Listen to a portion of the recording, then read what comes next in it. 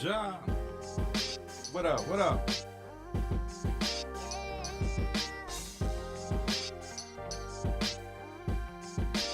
I don't know what I'm doing. I'm just in here hanging out a little bit.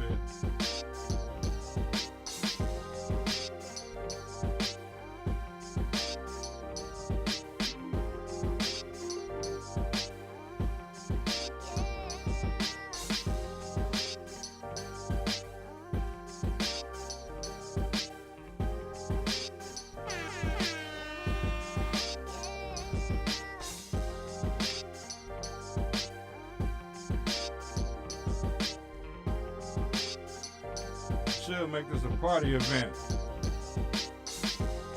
I'm kind of nervous, you know what I'm saying? First live stream, I don't know.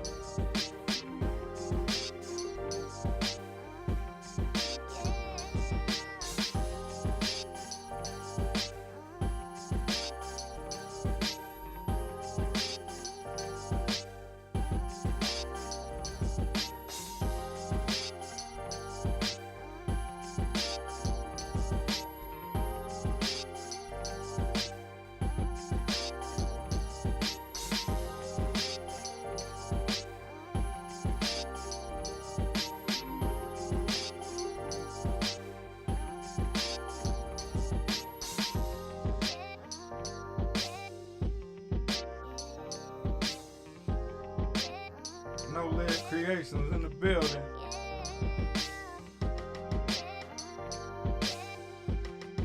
Thanks for stopping through.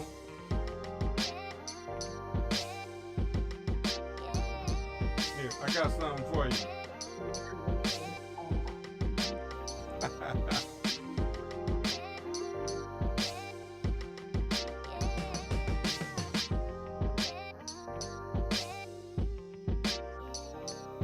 This is a beat I did a while ago. It's called First Crush, by the way.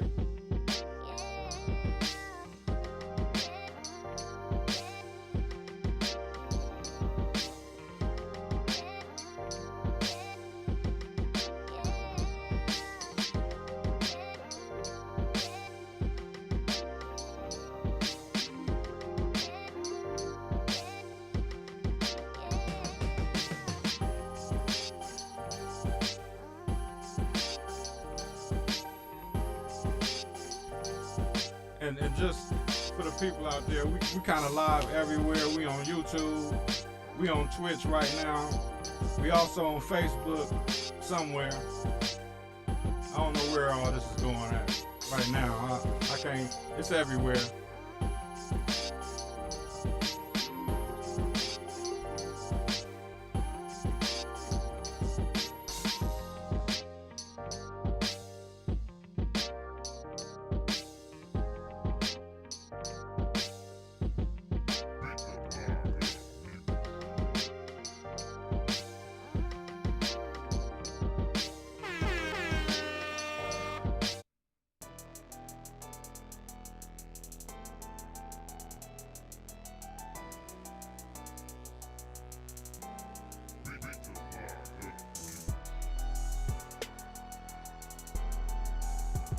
This is the beat that me and the King O. Caesar did. 4th of July.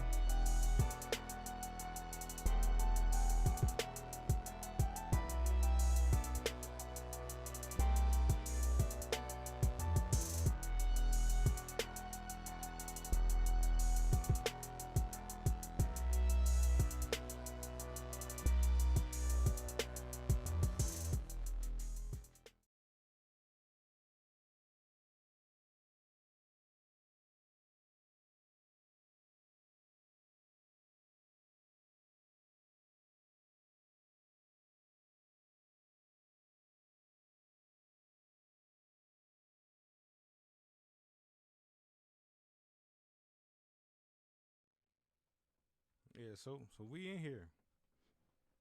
We are in the building. And like I said, I'm kind of nervous. First live stream.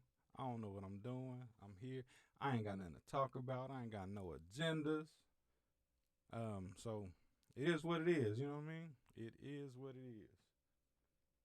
I'm just gonna place. Actually, I do got some stuff I wanted to talk about because it's kind of been on my mind for a while. I was thinking about doing something like this, but just we had talked about it before. A few people, I believe I talked about it with No Lid, 005 Dynasty, a few other people, but like a beat critique type thing. You know what I mean? Talk critiquing your old beats, stuff that you did years ago, and talking about like what would you do differently now compared to then. And like now, listening to my beat, like old beats, I kind of cringe at them because I can hear, like, even though I liked the beat back then, I still kind of like the beat, but I can tell where maybe I didn't mix it well enough in certain areas. Some stuff might be too loud. Everything might be too loud. Something might be too low or not paying where I think it should be now. So it's a major difference. You know what I mean? And you can actually see the growth when you go back and listen to your old beats, because you can hear like, oh my God, I would have never did that if I'd have did that today. So just thought I got something else I want to talk about maybe a little later too. This expansion pack I'm working on. Ooh wee. Also, you might see this box I got back here. I just opened it up yesterday. I just got it yesterday.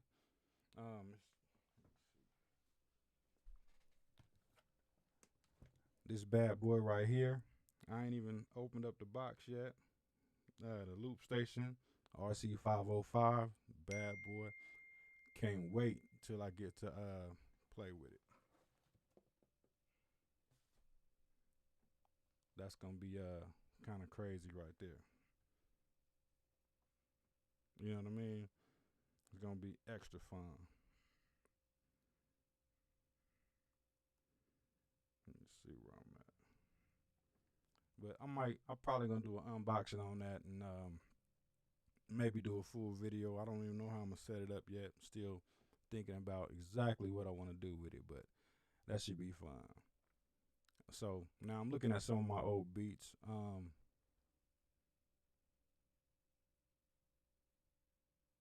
Yeah, I did that too. And a lot of my newer beats don't really have very many samples in them. Honestly, it's more synthesizers and VSTs and stuff like that. And every now and then, I might complement it with a sample, throw a sample on top of it. Lifted noise in the building. What's going on, brother? It's clean and clear. Now, I mean, I had it put together for a while. I just never made the plans to actually going live. You know what I mean? Because I always been nervous about it. But I decided today is gonna be the day. It's the first of the year. Happy New Year to everybody, by the way. You know what I mean? It's first of the year, so why first day of the year, might as well do the first string and jump in there. So like I said, I'm looking at some of my old beats. I got April 1st, 2012. I see April 3rd, 2009. Let me see, April 5th, April 10th, 2010. So I'm gonna go. Let me see, the April 3rd, 2009. See what we sounding like. I'll remember the beat once I hear it, but we're gonna see what it sound like.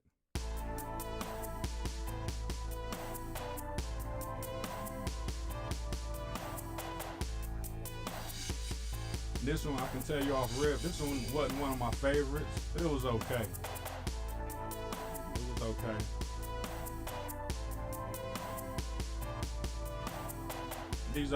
I probably wouldn't use these particular sounds if I was to do it today, but it's all right. You know what I mean? It's all right.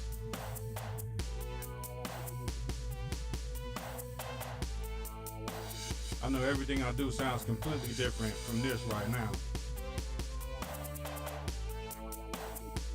And I feel like a lot of the stuff I did back then, completely different ball game than how it sounds now. Be surprised at some of it. Wiggles, what's going on? A lot of this stuff definitely surprised me. So I'm gonna go to this April 1st, 2012, see what we got right here. Oh yeah, I hated this. I don't like this no more at all.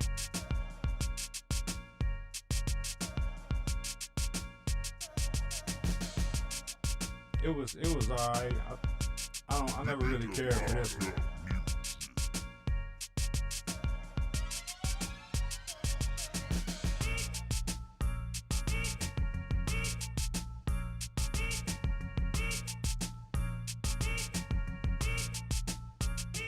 I kind of don't even want to play this one no more. It's making me, it's giving me that cringing feeling. So I'm gonna go to I got 2 beats from April 1st. So here go the second one. I used to love this one. As far as hearing this one, off top, I think that whistle sound is too loud. But this got a bounce to it. This is a vibe right here.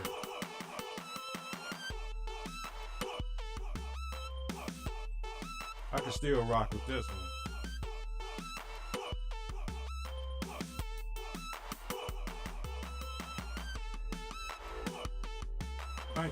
Thank you.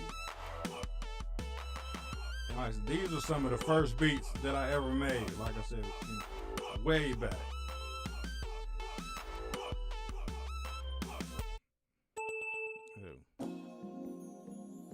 This is one of my favorites right here too. We actually have recorded a song to this a long time ago. It's got heavy samples.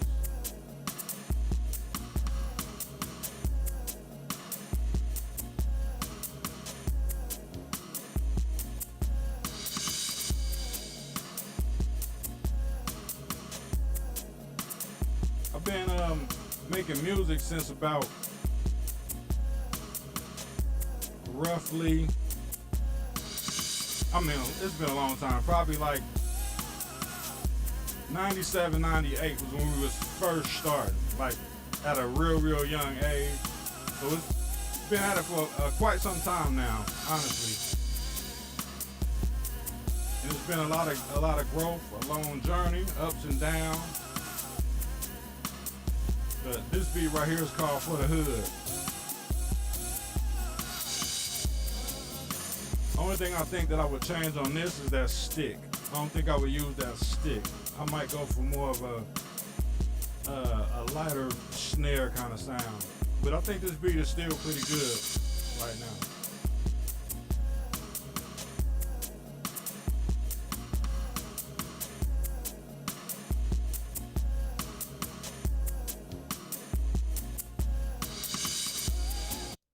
All right, so this next one we're gonna look at, I know exactly what this one is because I have made this beat for my daughter actually. And I know I made 2 versions of this beat. In the first version, I liked it at first, but then after listening to it for like a week or so, I started to hate it. So then I went back, resampled the same samples that I used and made a second beat that is like totally different from that. And I like that one a whole lot better. So I'm gonna go ahead and play it. But like I said, it's 2 versions of this beat for sure. I think the samples on this are a little sloppy.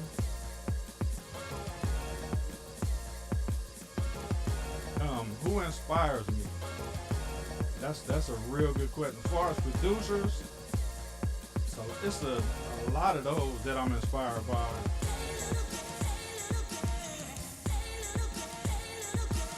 I'm gonna let this part play for a second.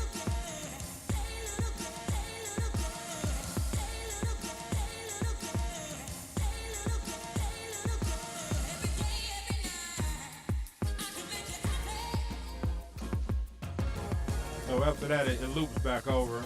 Pretty much heard the same beat up to this point. You heard the whole beat, I mean, up to this point. And like a lot of my inspiration, I'm more inspired by producers that was out in like the 90s, 2000s, more so than the ones that are out now. I think a lot of the producers and a lot of the rappers also, they tend to try to sound exactly the same as everybody else, and I never really been into that. I kind of like that variety where everybody sounds like them. You know what I mean? You don't have like everybody trying to be like everybody ain't trying to make a beat to sound like something that the Migos will rap on every single time, or everybody ain't trying to sound like Little Baby or something like that. You got back then it was more of a variety than what it is now, and I kind of still fit in that era. I like that originality. I like that, you know what I'm saying, to where you would go to certain producers, like say if you went to Dr. Dre, you was gonna get that Dr. Dre sound. You know what I mean? If you went to the RZA, you was gonna get that RZA sound. If you was gonna go to you know what I'm saying, different producers like that, you're gonna get a specific sound that only that producer make and that producer excel at. Now everybody is trying to be the exact same producer. You know what I'm saying? It's like everybody's trying to create the exact same beat. And I tend to try to stray away from that as much as I can. I got my own lane. I kind of feel like it's trappish sometimes, a little R&B-ish, a little lo-fi-ish. It's not like the basic everyday trap beats that you hear. And most of my stuff has kind of got a laid back, relaxing feel. And I always like songs like, for instance, some of my favorite songs are songs like Ice Cube, Today Was a Good Day, where they would rap on a smooth, laid back beat. You know what I'm saying? Like a chill beat. Like that was the Ozzy Brothers, Between the Sheets. Nothing more chill, laid back than that. And then rap some hard lyrics on top of it to give it that hardcore feel. You know what I'm saying? I tend to like songs like that over songs that got like an extremely hardcore beat and then somebody screaming over it or something, if that makes sense. But anyway, now we're gonna go to the that second version of that beat. When I went back and redid it after I heard it for a while, and I was like, man, I'm not feeling this. I need to make it better. So this is what I came up with after that.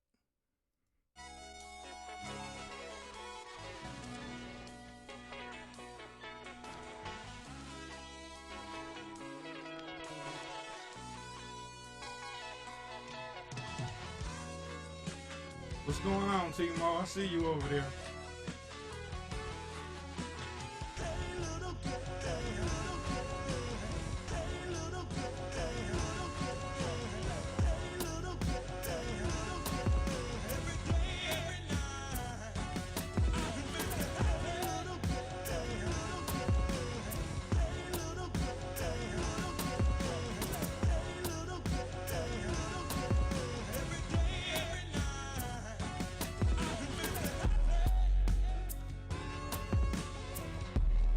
So as you can tell, I slowed the sample down a little bit, just comparing it to how I did it the first time. The sample chops are a lot cleaner this time. I think the only thing that I would have did, I'm not caring for the drums that much, and maybe tone the bass down a little bit.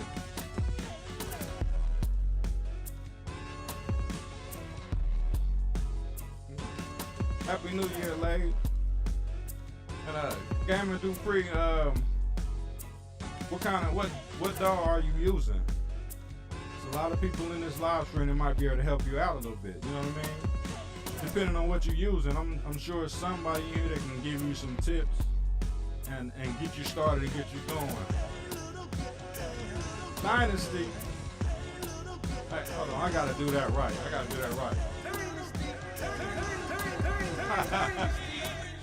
I know you like that. Happy New Year, fam.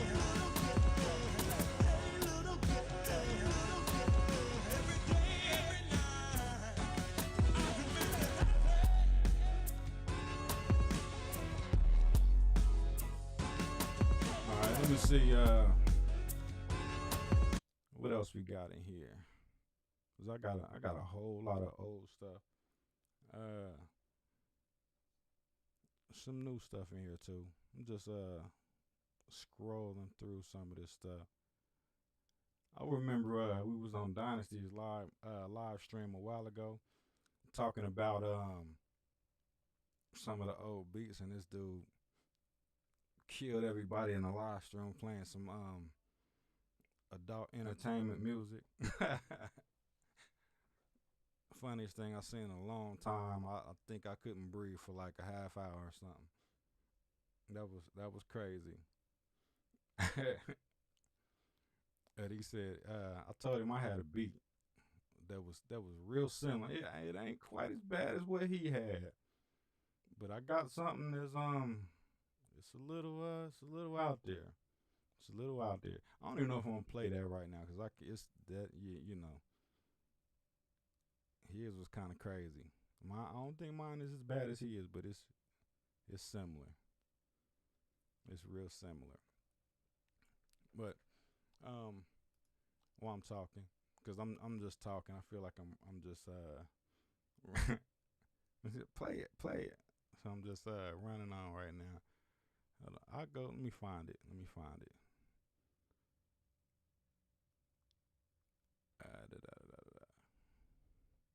All right, here it go right here. Now, Dynasty, this ain't, because that what you played was off the meat rack. That was off the chain. This ain't quite that bad, but it's a little raunchy though. You know what I'm saying? And it's actually it spawned from a song that we had recorded prior to that, and the guy who was on the hook of this song actually said that line in the song, and then we had got to talking about it. It's like, man, that'd be a dope hook, and we was gonna do another song. We never got around to recording this song that I did this beat to, but that's kind of like the backstory about it. So yeah, that rip MF Doom. That was kind of sad right there. Sad way to end the year off too. We lost a lot of people, like too many people in 2020. By the way, 2020 was a rough year for everybody, and I'm hoping that now that the clock is turned and it's 2021, it's gonna be a lot better. I'm scared to hold my breath on that though, because of the way 2020 went. It was just one thing after another. But hopefully it's gonna start going back up. So since Dynasty been requesting, here it go, man. Here it go. I still don't really want to play it. Dirty Low, what it do? I still don't want to play it though, but I'm gonna go ahead and play it. I'm gonna close my ears though. I'm gonna go ahead and play it. Your girl grab my cock, let it rest on the titties. Let it rest on the titties. Let it rest on the titties. Your girl grab my cock, let it rest on the titties. Your girl grab my cock, let it rest on the titties. Your girl grab my cock, let it rest on the titties. Let it rest on the titties. Let it rest on the titties.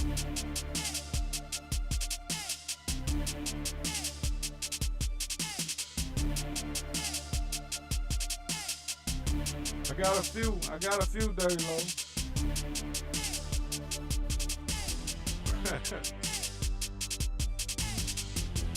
SWelcome in the building.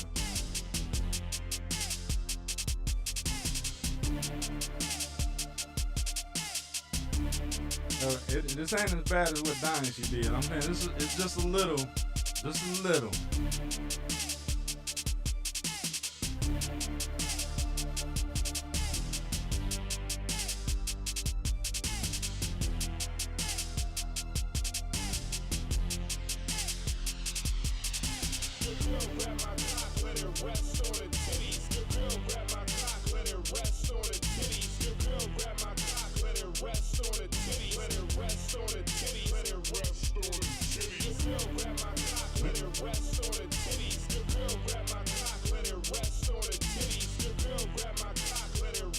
Hey, no lid dope. Alright, that's enough. But yeah, no lid dope. You know what I'm saying? The growth is amazing. And in a short period of time, I think it's only been like 10, 11 months. And the transitions have been crazy. You know what I'm saying? ideas is flowing. It's just it's nice to see. It's real nice to see. You know what I'm saying? I'm happy to help out. I'm glad I can be a part of that. You know, anytime I can be. You know what I'm saying? I tend to help people out a lot. Most people don't know, but like I talk to a lot of people. I help a lot of people. I give a lot of people advice, ideas for videos, ideas for songs, ideas for beats, all kind of stuff like that all the time. Like there's people. Some of my YouTube subscribers I've actually talked to on the phone for like several hours at a time, trying to help them learn with their beat making process, whether it's with the MPC or MPC beats or the MPK, anything like that. I've actually talked to people on the phone and helped them out, help them get started and get on their way. Some of them actually got beats and they started their YouTube channels and they doing pretty good now. So that's a good feeling too, a nice thing to see. You know what I'm saying? So I try to help out when I can. All right, so switch it up a little bit. So this something I've been working on for a while now. Right here. I think I've been working on this since about October.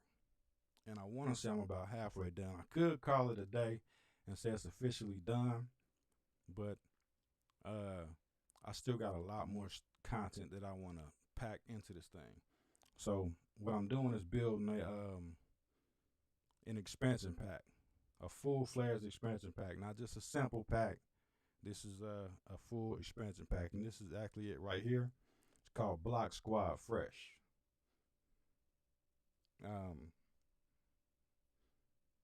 Need my mic level up. Hold on a second. I think I turned it down a little bit earlier. But anyway, so this is called Block Squad Fresh, and it is an expansion I'm building. So we're going to open this folder up. So I got MIDI loops in here. We got key groups in here. And I got samples for days, one-shots, all kind of stuff. Anything that people might need to make a beat is going to be in here. I'm planning on having somewhere around 100 key groups and drum programs combined. I ain't saying I'm going to have 100 drum programs and 100 key groups. It's going to be probably about 70, 80 key groups, maybe 20, 30 drum programs, somewhere in that ballpark. I'm at about 50 right now. So I'm going to go into this MPC just to give y'all a little preview of what we got going on.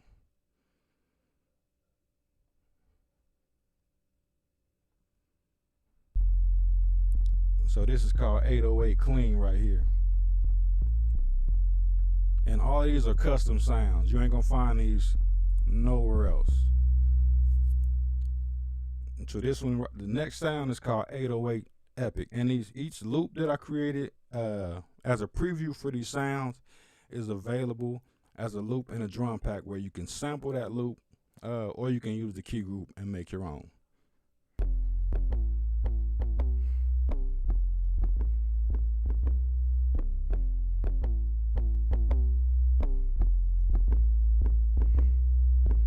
So this next one I'm gonna preview for you is called Angel Keys.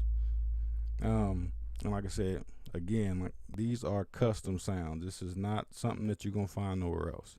I've been putting a lot of work into this, and I've been working on it for a few months now. Angel Keys.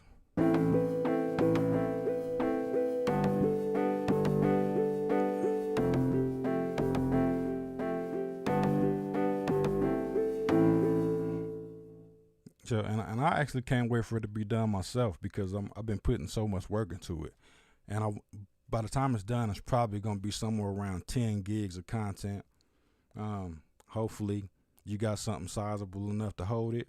It's going to be available for standalone and also controller mode, and it should work in any MPC. So, you know what I'm saying? I'm hoping it get a good reception because it's not it's not just the average sample pack where you got 10 samples to chop up and that's it. We're gonna have like 100 samples, 100 key groups, all kind of one shots, hi-hats, snares, all of that. You know what I'm saying? This one is called Applesauce. I don't know why I named it Applesauce.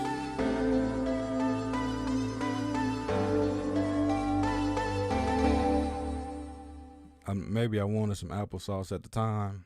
I don't know. But this next one is called the Ballad Piano. I just felt like it was a fit name. Like I felt like I could make some nice R&B songs with it. Nice soft piano.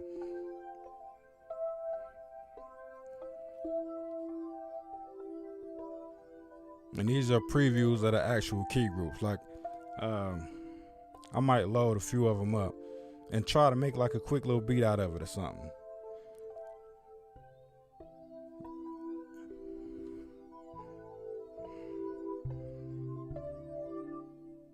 So next one, and I got a lot already. Like I said, I'm about 50 in right now. So I've been putting in mad work. So this next one is called Bass Sick Instinct. I know you like that play on the movie. I know you like that. Bass Sick Instinct. I ain't even got to say it no more. I can't say it no more. All right, so here it go.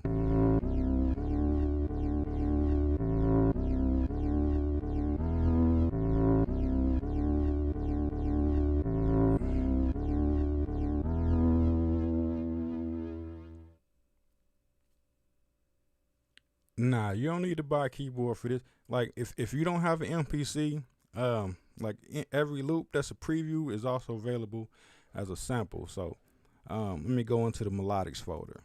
Open that up. So this is all the stuff that's in it as of right now, and then a few bonus loops. So if I made like more than one loop when I created a certain sound, I threw it in the bonus loops folder. You know what I'm saying? Just because if I couldn't decide which one I wanted to use, I made 2, maybe I made 3. Throw the extra ones in the bonus loops folder. So I'm gonna play one right here. Let me see where we at.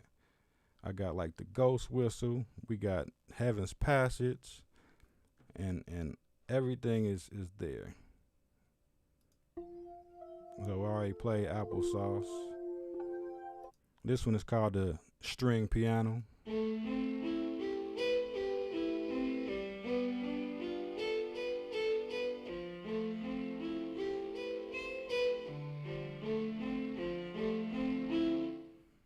Dope. Drum kit. This is called my boom bap drum kit.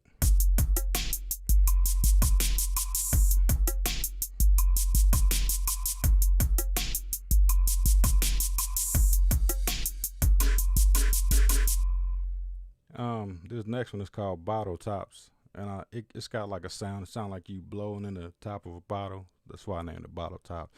But it's a lot more than that though. But I think it's pretty cool.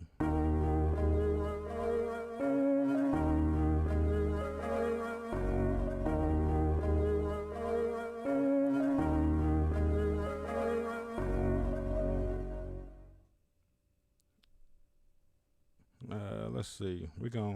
Now I'm gonna skip a few. I'm going to this one just because of the title of it. I call this the Divine Tree Fruit. If you don't know what the Divine Tree Fruit is, I can't even say nothing else to you. It's only certain people gonna know, but if they know, they know. You know what I'm saying? They know all about that Divine Tree Fruit. That Divine Tree is crazy. But this is the Divine Tree Fruit right here.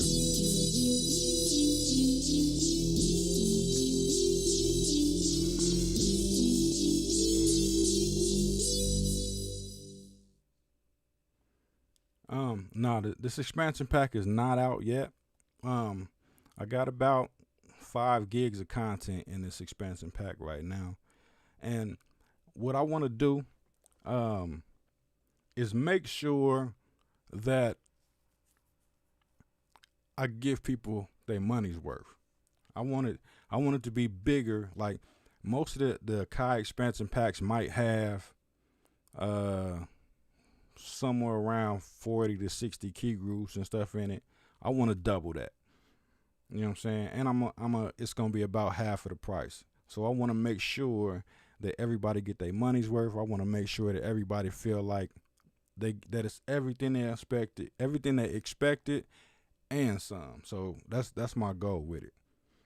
And I want to make sure it's enough sounds that anybody can pick it up and do any kind of beat they want, no problem. Whatever genre they want to be in, I'm trying to have something in it for everybody to feel like they got their money's worth, hands down. So, no, it is not down. It's not out yet, but I'm hoping,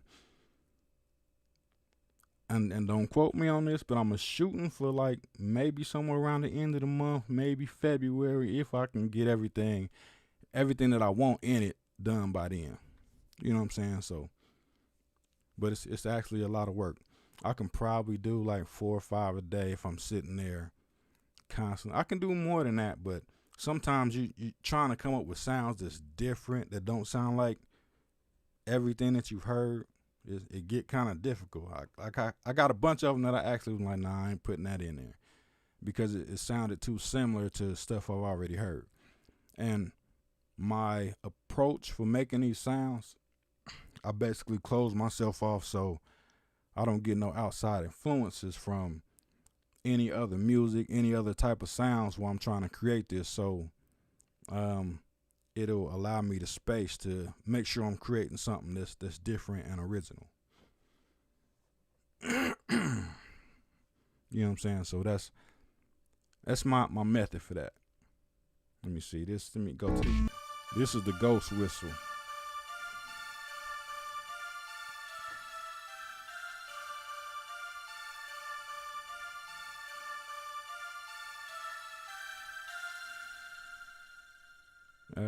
Let me see. This one is called the Godly Choir.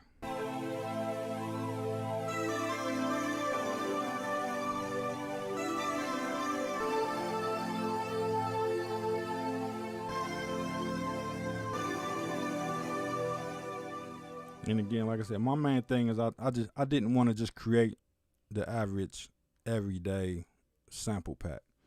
You know what I'm saying? I wanted to go beyond that. So you can use it as a sample pack and just take the samples that's there, load them up, chop them up. But I want you to be able to do more. If you don't like the loops I made, then you can take the key groups, make your own. You know what I'm saying? If you like that particular sound. So this is another drum kit I'm about to play. I'm going to skip a few, go down to this drum kit. It's called Hard Body.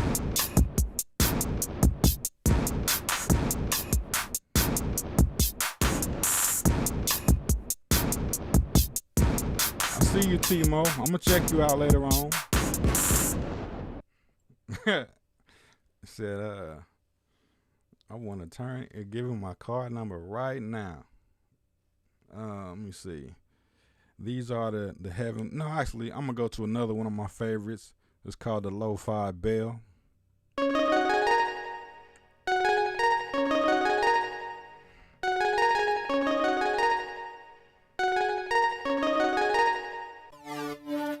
This one is called the Sauce God. And I'm kind of skipping through some of them at this point. But it's some, trust me, it's a lot of good stuff in here. This one is another drum kit I made. It's called the Knock.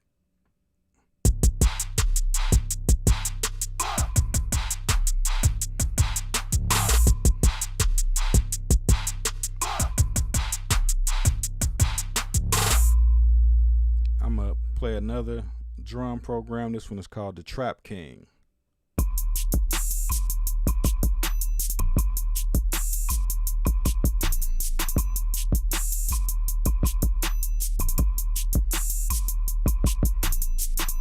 You know, I just wanted to make sure I got to this one. It's another drum kit. This is called the Vox Hop. And I actually made this drum kit with sounds from my voice. I made a bunch of sounds of my voice and turned it into a drum kit and try to make it something usable. So like I said, I'm skipping through a bunch, but there's tons of stuff on here.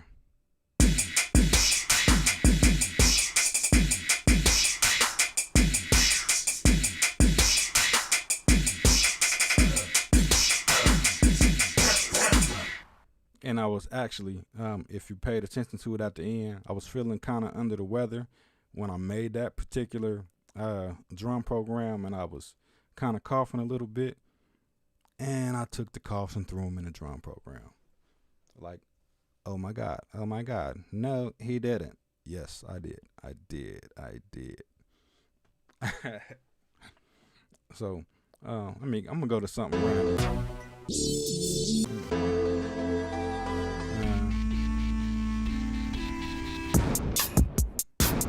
Alright, I'm going to load that up.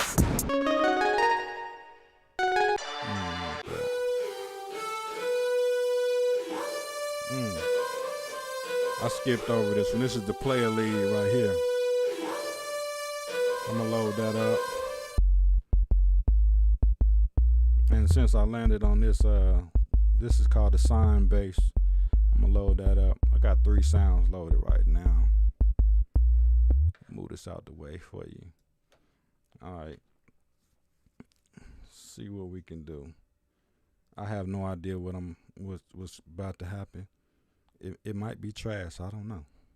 It might be okay. I don't know. Your guess is as good as mine. All right, so what do I want to start with?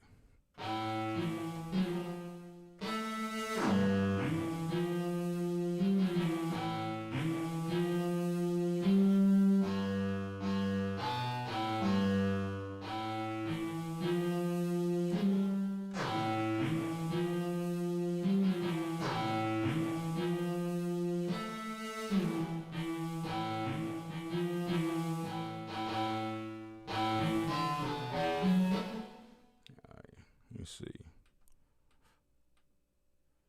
92 beats per minute.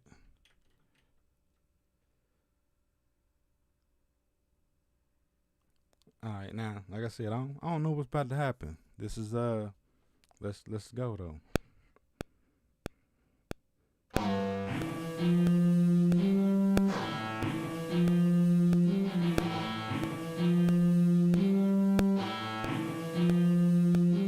So sloppy.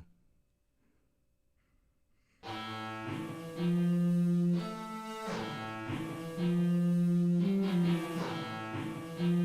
me go up to 4 bars too.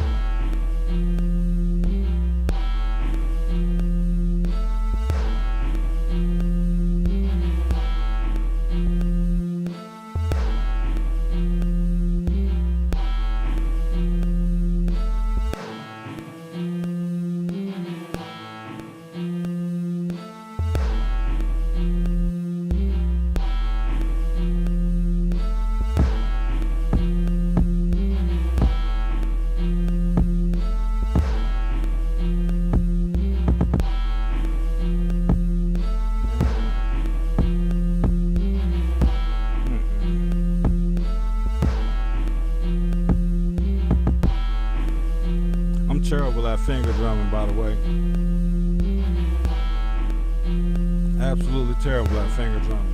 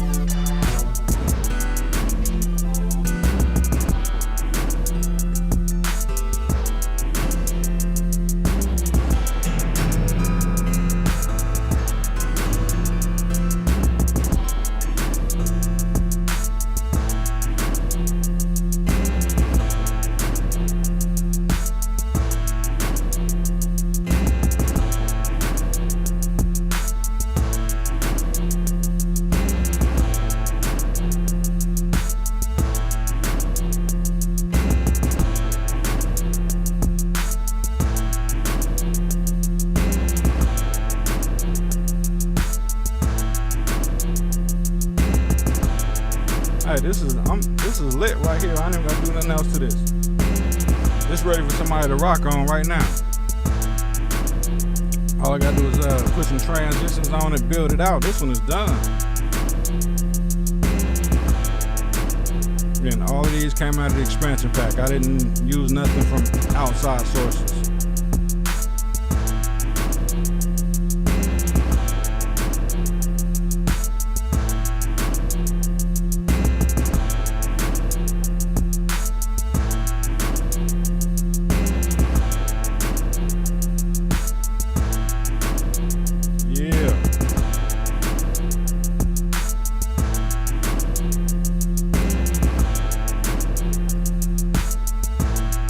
Yeah, extra quick. No time at all. Short work. You know what I'm saying? I came back and better than them last niggas. I blow past niggas, fucking with my ski mask niggas. My handout Jeep ass niggas. Y'all some broke motherfuckers, we some keep cash niggas. What that mean is I get it in like clockwork. Money don't stop, I go broke then it's Glock work. So you should fear me as a broke nigga, cause I might come through looking for your cash and your coat. Nigga, been in the game, chasing that milli. If it don't come quick, it's the 4/5, really. My nigga Gutter from the south side of Philly. If I ain't a hood nigga, y'all motherfuckers is silly.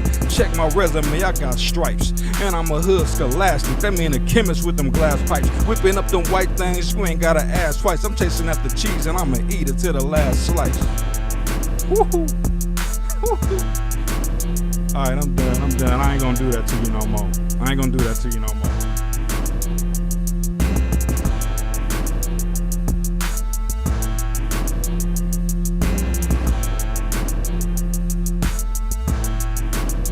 I used to do my thing back in the day. I'm semi-retired right now though. I'm semi-retired. You know, they say you can't rap no more when you start getting gray hair, so it's probably over for me. I don't know. You know what I'm saying?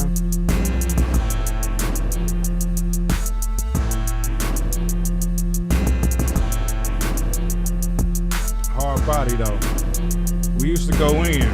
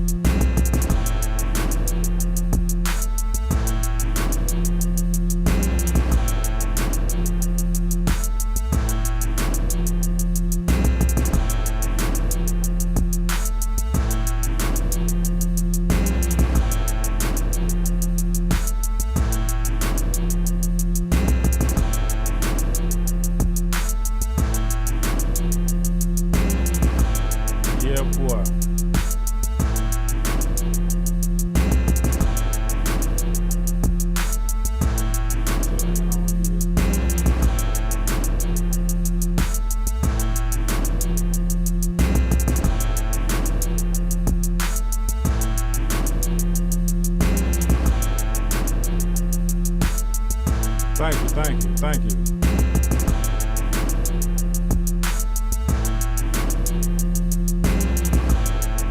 I'm looking through some of my super old songs right now.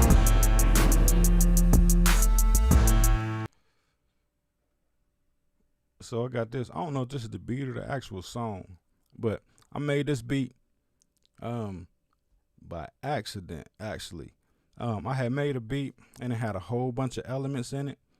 And it got to the point where I started to not like the beat and I was getting ready to throw it away, and I started muting out a bunch of tracks. And after I muted a whole bunch of tracks, the beat that was left, I was like, oh my God, this is fire. You know what I'm saying? But I don't know if this is the song we made off of the beat or just the beat.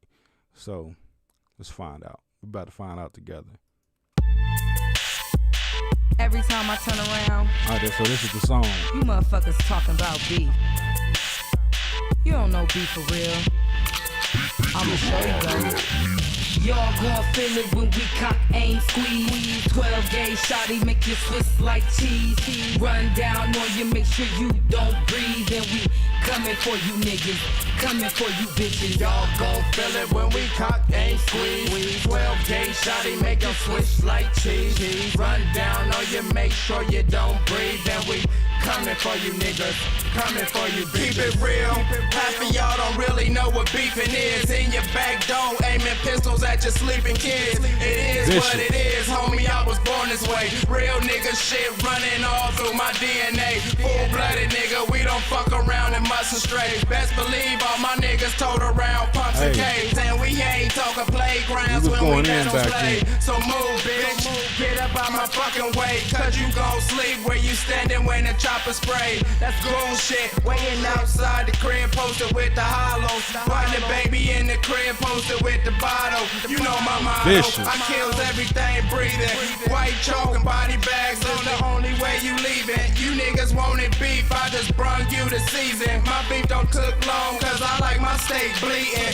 Give me a reason. Y'all gon' feel it when we cock, aim, squeeze. Crazy. 12 gauge shotty make you Swiss like cheese. Run down on you, make sure you don't breathe. And we coming for you niggas, coming for you bitches. Y'all gon' feel it when we cock, aim, squeeze. 12 gauge shotty make you Swiss like cheese. Run down on you, make sure you don't breathe. We did so much content back then, it was unbelievable. Coming for you bitches. I'm coming for you bitches. Yeah, this the follow-up. And I ain't by myself. Yeah, I got my nigga nut. My mentality is shoot the nigga, get the buck. Cause I don't give a fuck. No, I don't give a fuck. I'm the realest chick you ever gon' come across.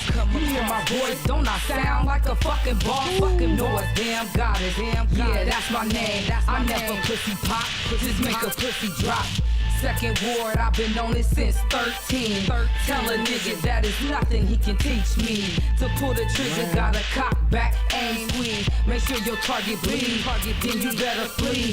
Cause they out to get you, always gon' snitch. Somebody always watching, for the chance to flip. That's why I move with caution. Hop back in the whip, come back around the corner, and pop them in they shit.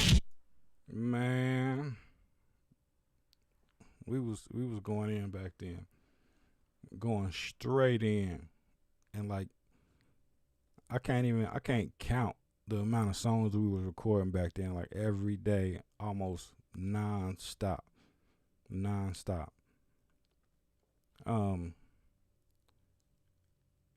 This is another beat I did.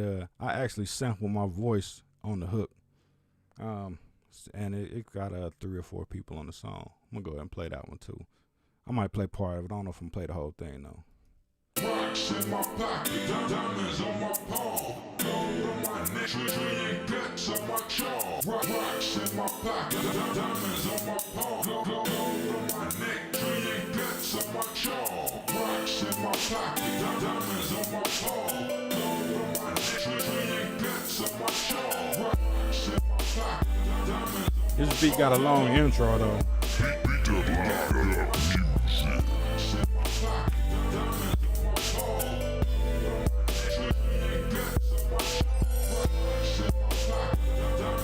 I think this song was made in somewhere around 2010.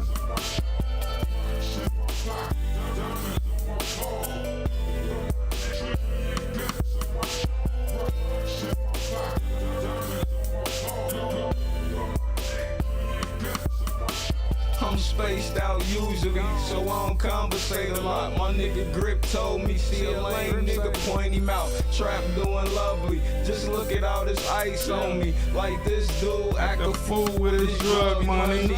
Hoes feeling me off the way that I finesse. You think my wrist glowing hard, you should see my neck. 100 stones in the charm got you mad at me. I stunt hard and you broke, so you mad at me.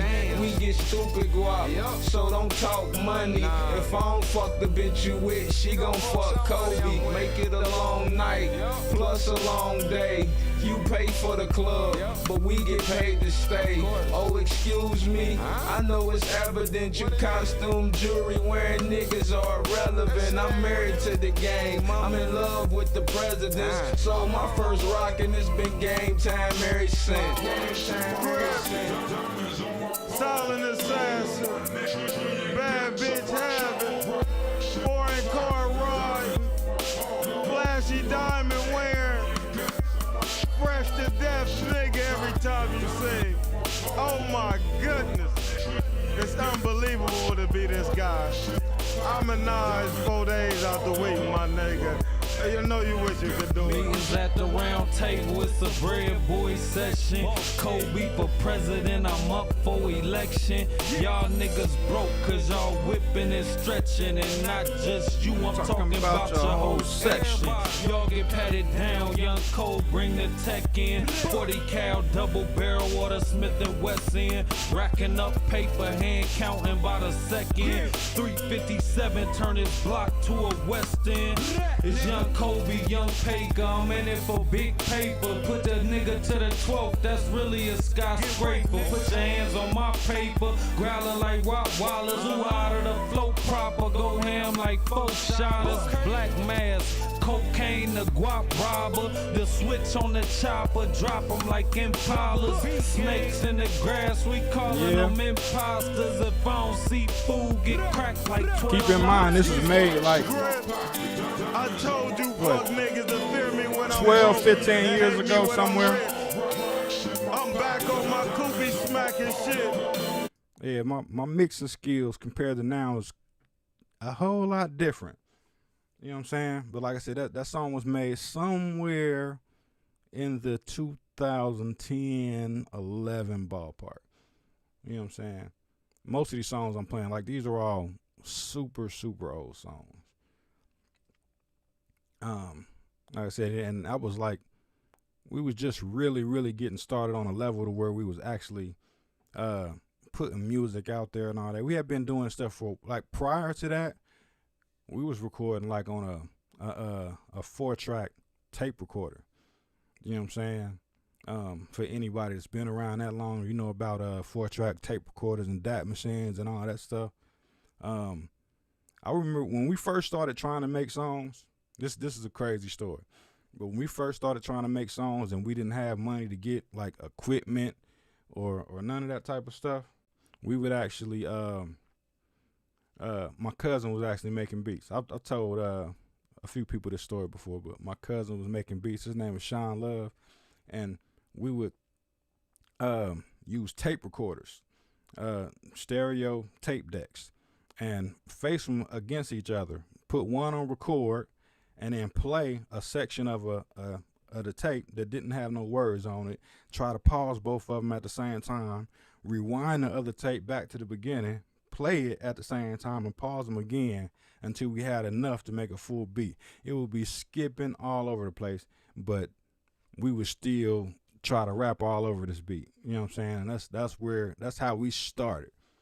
And then eventually we moved from that and bought like the little box karaoke machine where you can just put the tape in there and you can sing with the little karaoke mic. And we was making tapes for the hood, you know what I'm saying, passing them out to people doing it like that. And then once we got to the point where we was getting our own money and able to start buying equipment, we bought a DR5 drum machine. My cousin ended up getting a Korg Triton. Let me see. I am psyched. What's going on? What's going on, my brother? Ended up getting a Korg Triton. And at that time, like I said, that's when we got the 4-track tape recorder. And we was recording the songs on that. One track would be the beat, and then we had 3 tracks for vocals. And if you know anything about these type of tapes, like you couldn't really mess up a lot. So you had to try to one take it. If you did more than one takes, then it would bleed through the tape and it wouldn't sound good at all.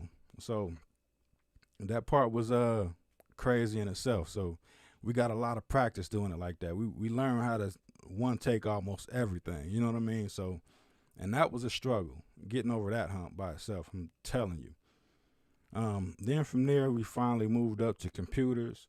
The first DAW that I ever recorded a song in was Cubase, and I believe it was like the very first version, like 1.0. It couldn't do nothing but record audio. You couldn't do MIDI, you couldn't do none of that. It only had, I think it was 16 tracks, if I'm not mistaken. It wasn't much. You know what I'm saying? But we thought we was doing it real big then. And then we went and actually bought a CD burner. And once we bought that CD burner, we was burning and pressing up our own CDs, and it was expensive. When CD burners first came out, like, they were the size of an old VCR, and they took forever to burn a CD. But we started doing our own CDs, buying our own little jewel cases, making our own covers and all that. So we was going through the hood, selling to everybody, like, you know what I'm saying, people, you know what I'm saying, all the D-boys in their cars and all that, pull up with the rims on it, $10. We was selling tapes through the hood. The first CD we ever sold, I think we made like $1,000 off of it. and that don't really seem like much, but for us at the time, that was everything. That was everything. And then we just turned around and put that back into the music and started buying more equipment. And that's how the life started. You know what I mean? That's how the life started, to be honest. And I always had that love for music. So, you know what I'm saying, as I progressed, you know what I'm saying, and got myself to where I was financially able to buy like the right types of equipment, the right types of audio interfaces, the right types of computers and all that stuff, then I started investing and building my own. Like this keyboard right here is the first keyboard that my cousin got before the Korg Triton. This is a Radio Shack keyboard. It probably costed like $100 or $200 back then, and it's still around. I don't use it no more, but it's still around. Like it's not even plugged up at all right now, but I can plug it up, turn it on, play sounds out of it, and all of that.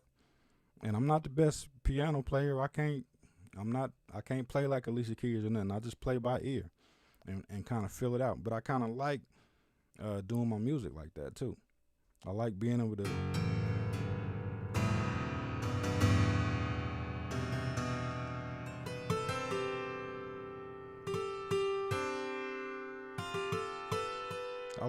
just feel around and try to come up with my melodies and stuff like that. It ain't never like, I don't go into it with something on my mind most of the time. Now, every now and then I might have something, I be humming a tune trying to remember it, but 9 times out of 10, if I got something like that on my head that I think is dope, by the time I get in a place to try to record it, gone, done forgot it.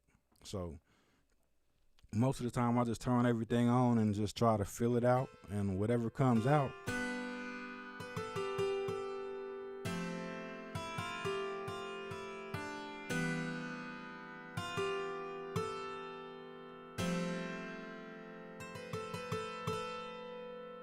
and then when I come up with something that I think I like, I try to remember it, play it a couple times, record it. Kind of like the same way that y'all just seen me do a little earlier when I made that quick beat. I don't really I try not to spend too much time trying to come up with the perfect melody. I just try to come up with something that I feel at the time and then build on it as quickly as possible. Because with me, the longer I'm working on a beat, the more I tend to not like it. You know what I'm saying? And the more likely I am to shelf it and say, man, I don't even want to feel it. I don't want to hear it no more. So if I get a beat done and put together real quick and it's sounding good to me, then I'm feeling comfortable with it. At that point, I might go to sleep on it. Now, if I come back the next day, turn it on and play it, that's the tester right there. Actually, whenever you're making a beat and no matter how good you think it sounds, save it, come back and listen to it first thing the next day or something. If it still sounds good to you the next day, you might have something. But there's a lot of times where I come back and listen to a beat that I made that previous day, and I'm like, what the hell was you thinking? You know what I'm saying? And then I'm like, yeah, this one ain't gonna work out. But that don't throw it away either though. Save it, keep it.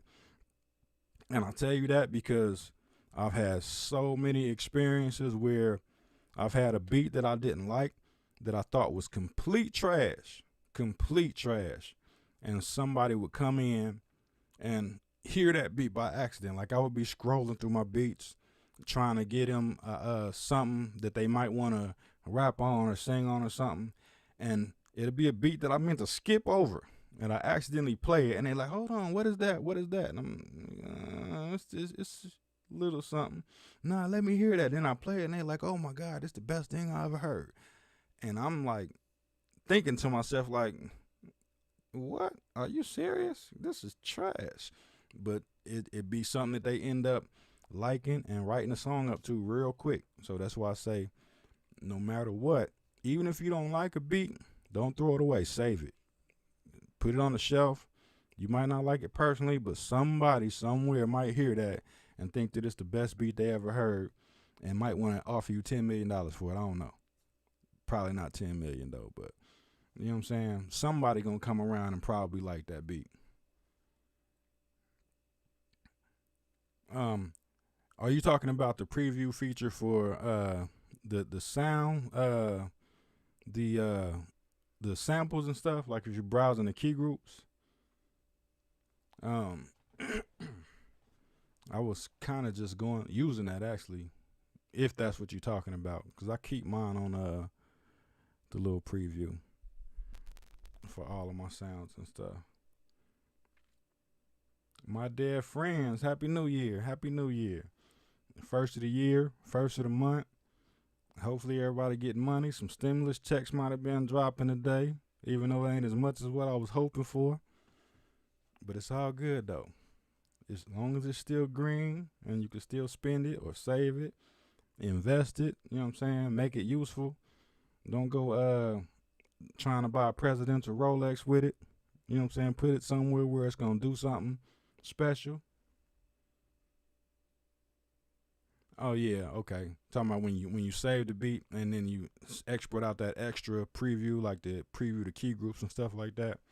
I do that on occasion. I don't do it all the time, but I usually do that as a reminder for myself as I'm going through like projects, because I might have a lot of unfinished Actually, I do have a ton of unfinished projects, and on a lot of those I try to export out that little 8-bar or 4-bar preview or whatever it is, just so when I'm scrolling through it for myself I can hear it. But I don't usually intend those for other people to hear it, but sometimes it slips up and happens by accident.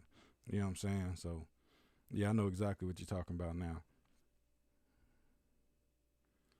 Am I gonna do these live streams on a regular basis? I don't know.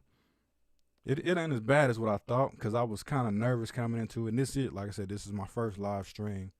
And I didn't have any agenda, didn't know what I was gonna do. Didn't come into it with a plan like, oh, I'm gonna show people how to do this or how to do that. I just, first of the year, I've been set up for a while in order to be able to do live streams. I got my camera angle set up, all my sound sources. I just, first of the year, it's a new year. What better time to do my first one? You know what I mean? So maybe I will do it a little more often, and maybe just come in here and make some beats and just relax and have some fun with it, enjoy my time. We'll see. We'll see. Thanks, Ja. I appreciate that.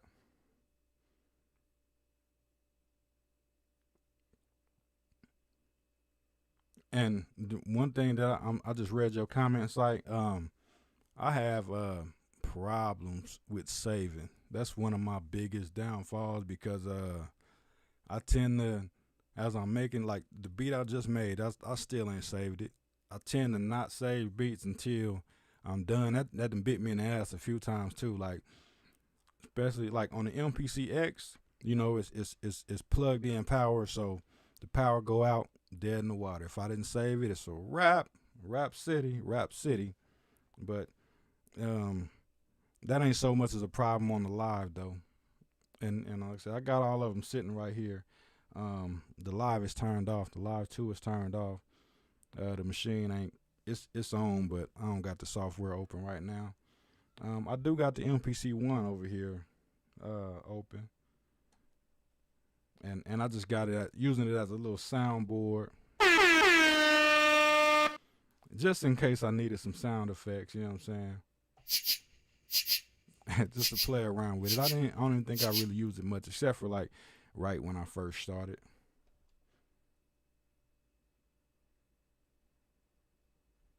You know what I'm saying? So I was just kind of building something, so just just to have it in the tank in case you need it. I got this dope beat. I actually meant I was gonna use that beat for an intro, but I got that on the MPC-1 too. It's my reverse lo-fi beat. It's pretty dope.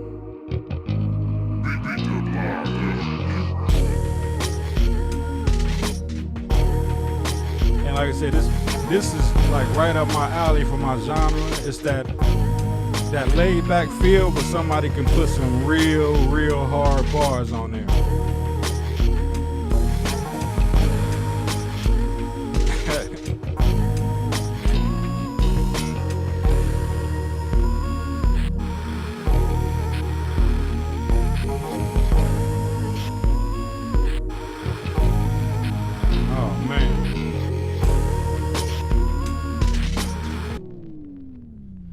said, if you quarantine and you do music and you can't go nowhere, stuff like this is the man. What's the problem? If let me get quarantined, I can't go nowhere, and I'm sitting in here with all these toys to play with. That's all I'm doing. 24 hours a day. I might not even sleep the whole time I'm quarantined.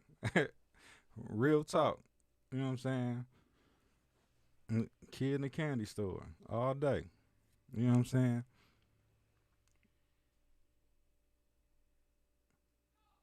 So, how is it connected? I got that's a complicated question. Very complicated. So the brain of the organization is a Scarlett 18i20. And I have all of these devices. Well, most of the devices are connected to the 18i20, and I actually have the machine MK3. The output of the machine MK3 is going into the MPC-X. And then I have all of these devices are connected by MIDI, including the MPC Live 2 when it's plugged up. I kind of don't got everything plugged up right now, but when it's all plugged up, so everything can talk to each other, I can sync them all up, and I can actually play on them all at the same time. Like,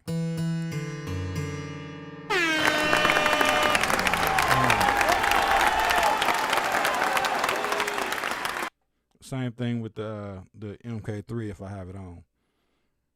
And like I said, I'm addicted to gear and software, more so software. Like much appreciated. The new year, right? Much appreciated. But I am so addicted to software and stuff like that. I got pretty much every DAW that's imaginable. Only DAW that I think that's out there that I don't have is Reaper. Like I got the FL Studio, and it is the all plugins version. I got Cubase Pro 10. I ain't upgraded it to 11 yet. I got Logic Pro. I have the Serato Studio. Let me have a look in here, because I got a bunch of stuff. I can't even just nail them all off. I got Ableton Live 10. Let me see. The MPC, that don't count. I got Reason 11. I have the Pro Tools, but that's just the basic version of Pro Tools. I rarely even open that now. I got a lot of different DAWs, and most of them, except for Pro Tools, so I'm not paying for that subscription, all the full versions of the software. And the reason I did that is because not everybody uses the same DAW. So you may, like, I might have somebody come over here and say, man, I don't know how to use the MPC, but I can use FL Studio. And I can say, okay, I don't use FL Studio that much, but fire it up. You know what I'm saying? Let's go to work. Or they might say, I don't use FL Studio, I use Ableton. Okay, fire it up. Let's go to work. You know what I'm saying? Whatever you work in, I want to be able to have whatever it is that you work in, so that we can put it together and make something compatible. Yeah, I'm actually using the MPC software right now. Hold on a second. Wrong one. Still the wrong one. There we go. Yeah, I'm actually using the MPC software right now. It's connected to the MPC-X in controller mode. My MPC-X, by the way, my MPC-X is in controller mode 100% of the time. Maybe 98%. You know what I'm saying? Less when I'm upgrading it or updating it or something. Or if it's something specific I'm trying to do for the MPC and standalone. But 99.9% of the time, the MPC-X is always in controller mode. because I want to be able to utilize everything that the MPC can do, plus all of the plugins and stuff that I have, third-party plugins, and I have like a ton of plugins. And in standalone, I can't use none of them. So, and I paid for them, so I'm a work in controller mode where I can utilize all of my plugins and the RAM for my computer. You know what I'm saying? I got 64 gigs of RAM that's available to me when I'm in controller mode. 4 terabytes of storage that's available to me when I'm in controller mode. And all of that. Now, the MPC Live 2, when I'm using that, is primarily in standalone. The MPC 1 is in standalone right now. But like I said, as far as the MPC X, which is the main MPC that I use most of the time, unless like I'm out and about, it's always in controller mode. And then the MPC 1 is kind of like a backup. So, and it's in standalone, but it's kind of working separate. Like, again, they're synced up. If I turn on the sync, then I can push play or record from either device, and it'll start recording on both of them and playing. You know what I mean? So it's it's pluses and minuses to it too, also. But I'm not one of those people that's steadfast, like, oh my God, it's the MPC, you gotta be standalone. Standalone ain't really the selling point for me. It's like an extra benefit. You know what I mean? I got the MPC because it's an MPC. The standalone is like a bonus. And I feel like if I'm gonna have my MPC X sitting right here, 99% of the time, and it's never gonna move right next to the computer, I might as well plug it up and make use of it. So that's just my take on it. And then, you know what I'm saying, there's a lot of the MPC community that's going to hate me and boo me and want to throw tomatoes at me because I work primarily in controller mode, and you wouldn't believe how many people hate that about MPCs. Oh my God. But that's just the way that I work. Oh, and as far as changing the cameras around, I'm using a Stream Deck. And you can program it with OBS to, you know what I'm saying, work with whichever scene you want. So, yeah, you can just, it's the same thing as like using hotkeys except for button press. And it's usually real quick. And I got a transition on there. So, you know what I'm saying, I had to show off my logo on the transit. Let me do that a couple more times just to show off the logo. Like, my bad, you know what I'm saying, I don't want to make nobody have an epileptic seizure or nothing like that, but you done got me excited a little bit. But yeah, the multiple DAWs, it's not a it won't hurt. It won't hurt. You know what I'm saying? It is, in my opinion, it will allow you to work with more people, just because of the fact that not everybody uses the same thing. Now, I like to work with people that understand the MPC and the stuff that it can do. And sometimes when you're working with somebody else with the same type of DAW that you're using, they may have a different workflow, or they may have different things that they do that you never knew about. And when you get a chance to work with them, that might open your mind to some stuff that you hadn't seen before.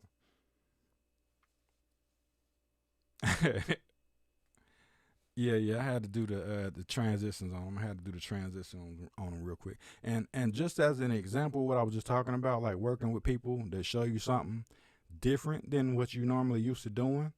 The chance I got to go to Detroit this past 4th of July and work with the King of Caesar, we basically pretty much spent the whole day together. It's, you know what I'm saying, I want to say it was, like 1 o'clock, and he was there until, I want to say about 3 or 4 o'clock in the morning. We was going hard, you know what I'm saying? But he opened my eyes to some stuff, you know what I'm saying, that he does on his MPC that I never did. He also opened, like, let me grab this real quick. This piece of gear right here. This is a which camera I'm on? This camera over here. It's a Zoom H8 handheld recorder. The King of Caesar is the one that made me buy this, because when we was recording the videos, he was using a Zoom H6. And when I heard how good the sound was coming from that Zoom H6, I was like, it was better than the ones that I had. So I'm like, I gotta get one. I gotta get one. And at the time when I went to go order it, then I saw that the Zoom H8 was on pre-order. So I was like, oh, okay, well, they got a new one. I got it. I might as well get it. And then I've actually tested this out. I made a video on this thing, but I never finished editing the video to put it out. It's still kind of sitting there. Yeah, King O Caesar. That's the homie right there. That's the homie. But I did record a video for the Zoom H8. Did like a little unboxing and a little walkthrough of it, but I never finished editing the video because it was parts of it that I kind of shot wrong, and then I was like, man, I don't want to put it out looking like that. So I never finished editing the video, but it's on the shelf. I actually got quite a few videos that I done shot that's sitting on the shelf too. And I'm pretty sure there's a lot of other YouTubers that probably got some videos that they did and they was like, man, dang it, and it's still sitting there. And they never finished the edit. It's kind of like beats. When you every beat, you don't finish every beat. You know what I'm saying? I got a folder full of unfinished beats, just like I got a folder full of unfinished videos. It's kind of crazy. World of a creator, I guess.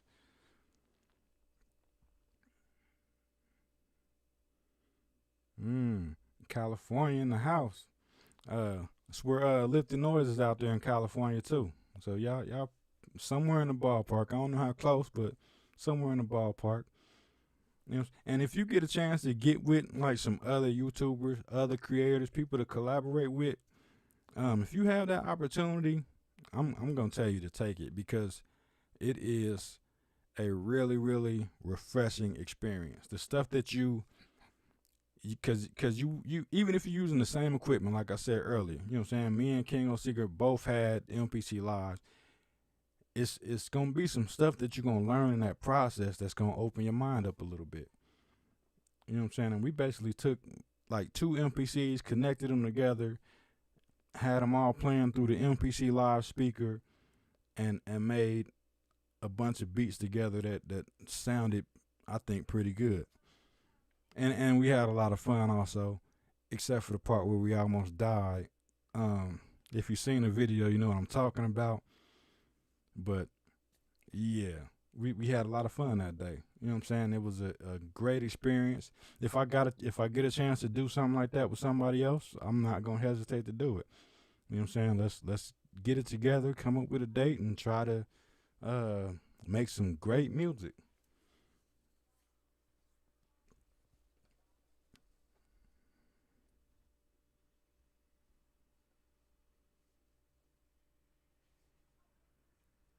Hey man, listen.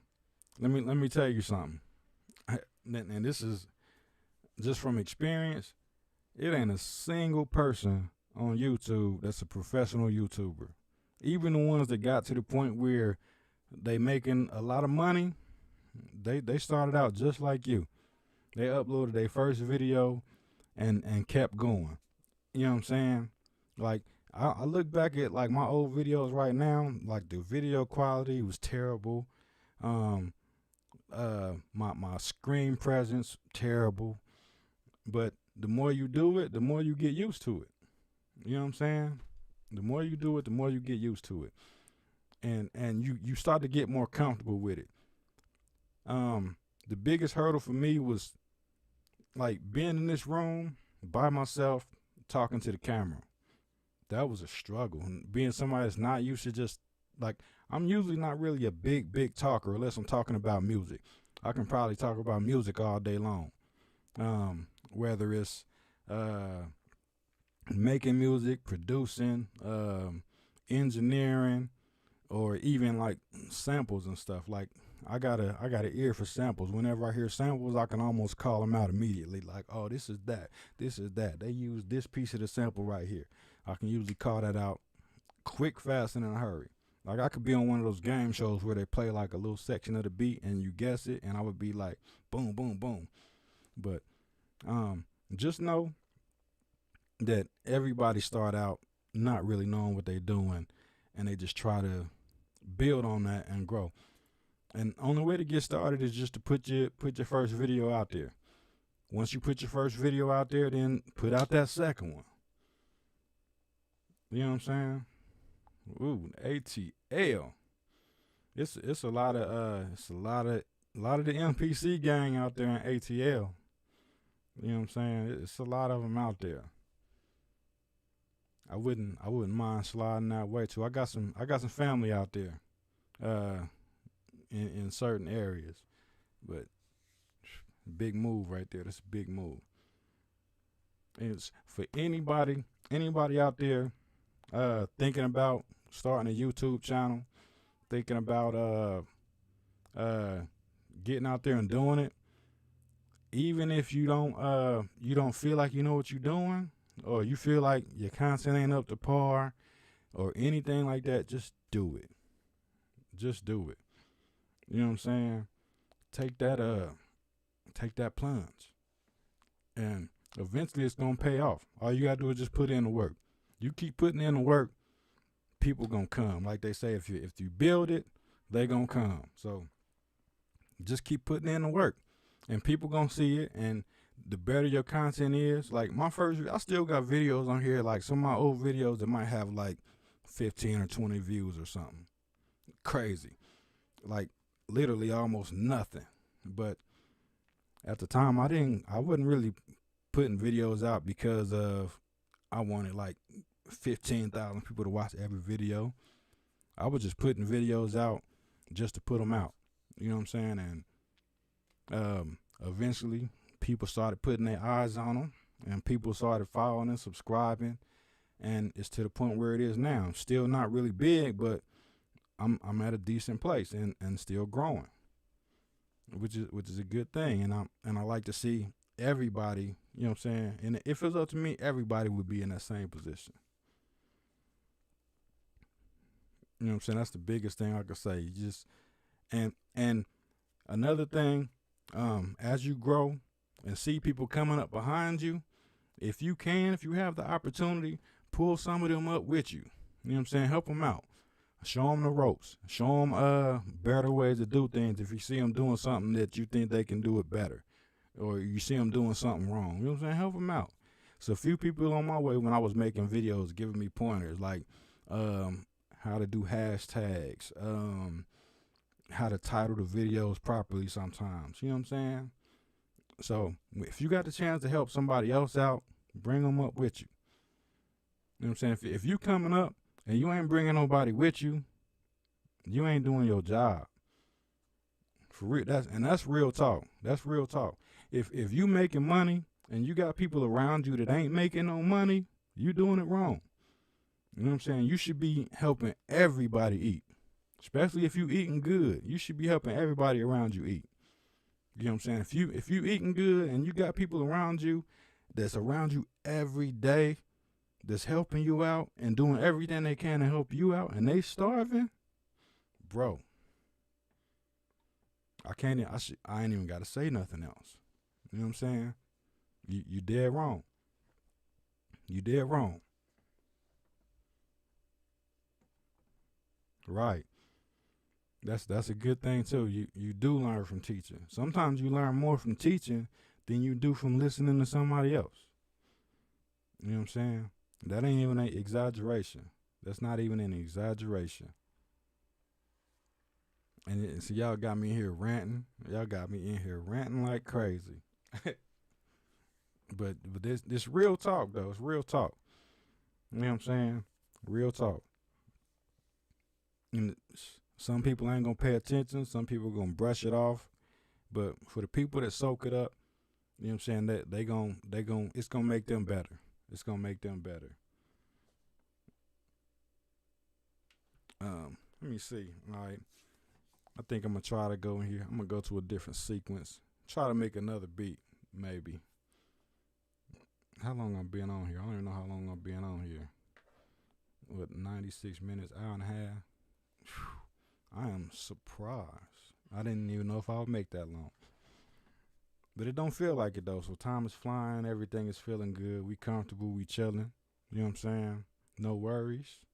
It's all good.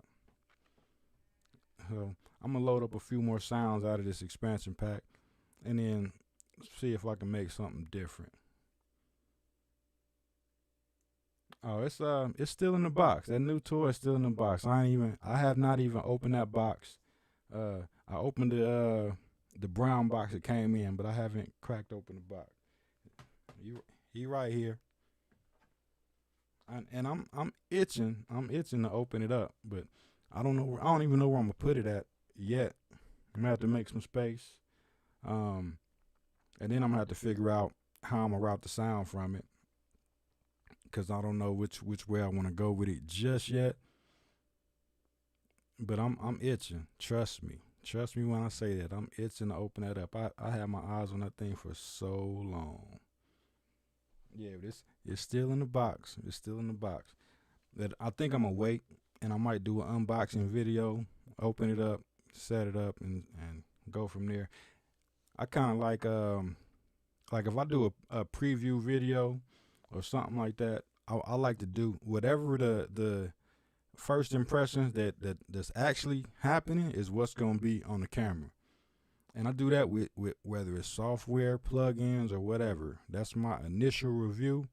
You know what I'm saying? If I feel like it's good and I like it, then I'm going to say that. If I don't, then I ain't. And I got some slack on a couple videos out there that people don't like what I said about stuff, but it is what it is. I ain't going to change it to save nobody's feelings. You know what I'm saying? But I've seen this looper before. I've seen like some amazing stuff with it, and I'm pretty sure I can use this to do something crazy. So I can't wait to crack it open and mess around with it. But I'm just holding off. You know what I'm saying? Because I don't want to mess the video up. I'm gonna go ahead and do like a full unboxing video for it, and hopefully it comes out pretty good. Yeah. So yeah, that was actually that was basically my Christmas present to myself right there. You know what I'm saying? Had to. End of the year, I'm like, yeah, I gotta get something. And then I ain't even tripping because I got my stimulus check. They done gave my money back. Y'all, you might have yours on the way if you ain't got it yet. But like I said earlier, it ain't as much as what I was hoping for, but it's all good. It's a little something. You know what I'm saying? Just don't blow it. If you're gonna use it, invest it in something that's gonna be worthwhile. You know what I'm saying? Always invest. Put your money where it's gonna make more money. You can't go wrong doing that. All right, so let me go in here, get some random stuff out.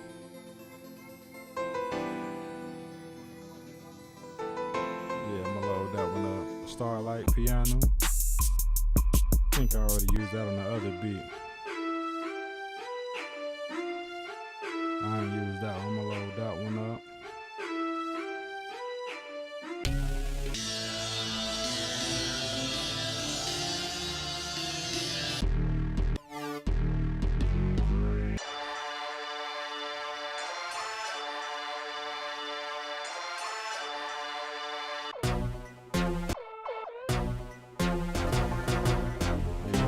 That one.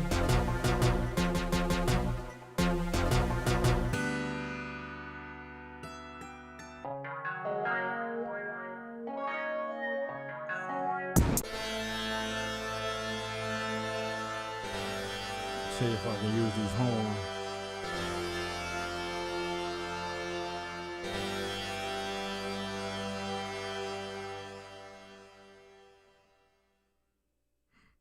Yeah, that's nice to see too. People in the chats subscribing to each other. You know what I'm saying? That's love right there. That's love right there. Let's see where we gonna go.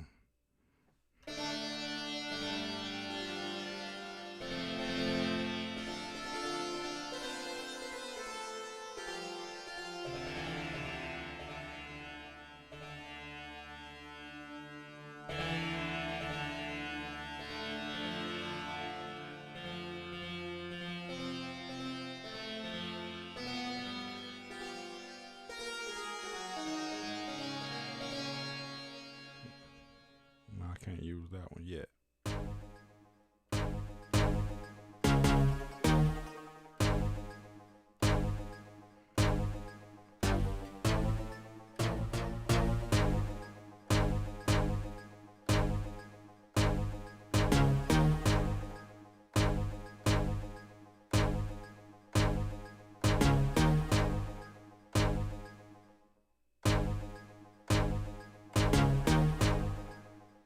I like that.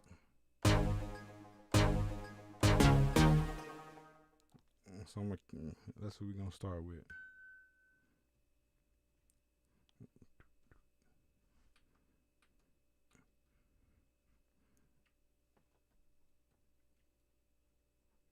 And I always try to tap my BPMs out and then just adjust it to the closest even number.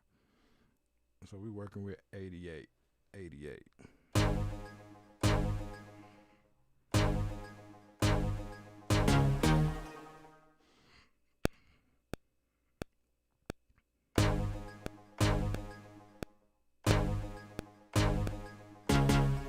And I just messed up that quick.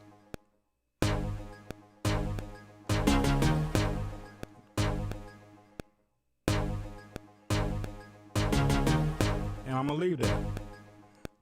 Happy accident right there. It's a happy accident. That's what I call those. Happy accidents.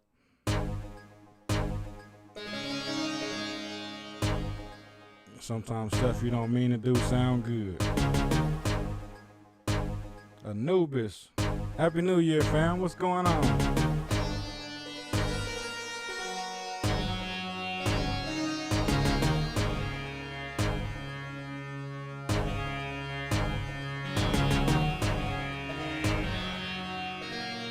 I might not be able to use that sound this week.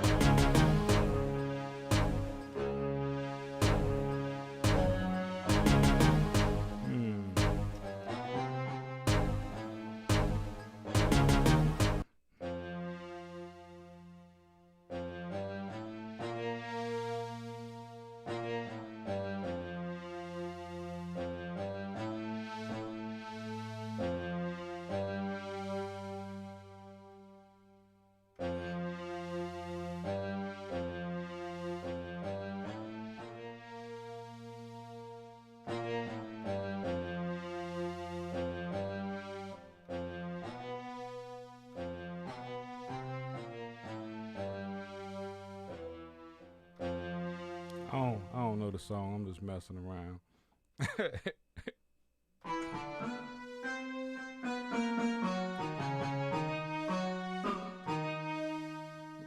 Let's see.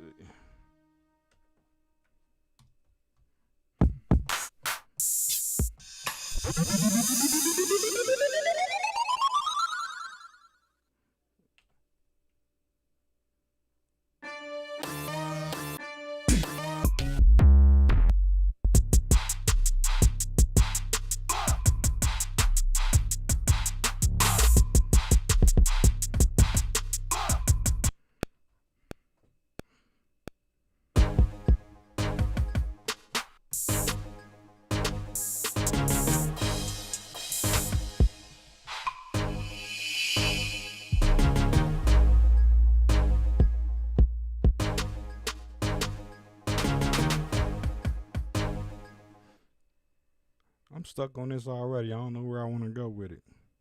But I like that loop though. And I don't know what to do with it. I know somebody probably hearing something like, man, I can kill that. It work like that sometimes. I promise it do.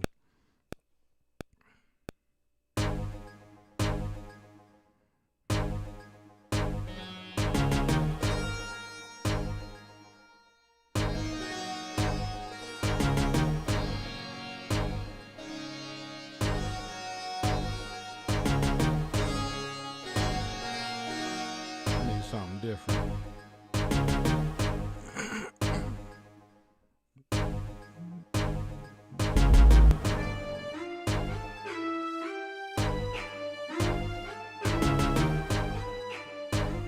No, we already got that in there.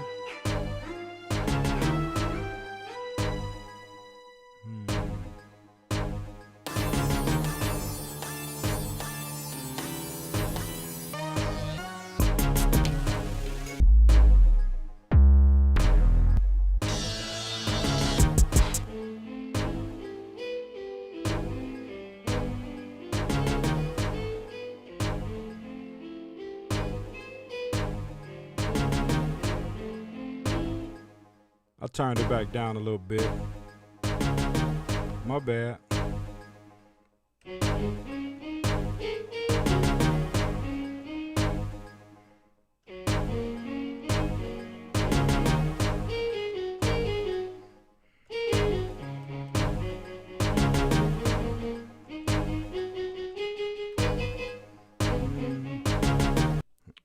I gotta start over. I need something different.